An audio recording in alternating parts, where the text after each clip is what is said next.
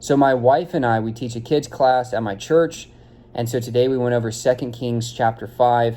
And I just wanted to share the Bible lesson of the healing of Naaman the Syrian. So Naaman was a man who had leprosy. He was a great soldier for the Arameans. So his wife had a servant who was an Israelite. And she knew this prophet. Hey, there's this man Elisha who can heal Naaman, my Lord, of his leprosy. He's in Samaria, the capital city of the northern kingdom of Israel.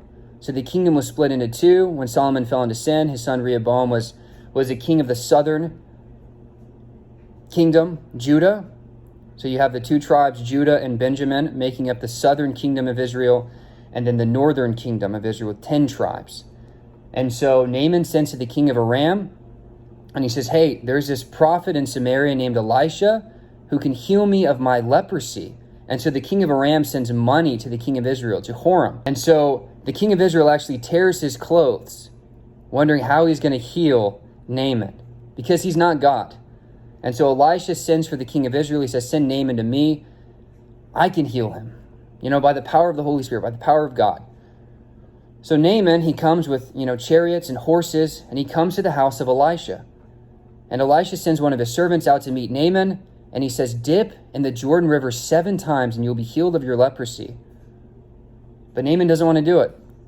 Basically, he says the Jordan River is pretty gross. I don't want to do that. I thought Elisha was going to come out and he was going to heal me himself.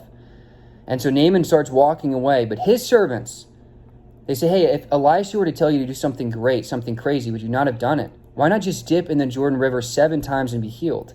So Naaman does it, and he's healed of his leprosy.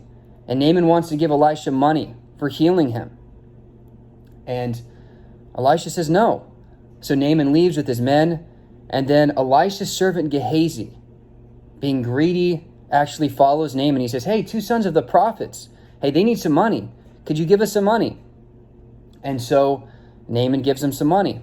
Gehazi comes back to Elisha, his master, and thinks nothing of it. But Elisha knew what just had happened. So Elisha places a curse on Gehazi. So Gehazi lies to Elisha and says he didn't do anything. He didn't do anything wrong, didn't take any money. And Elisha places a curse on him and on his family bloodline.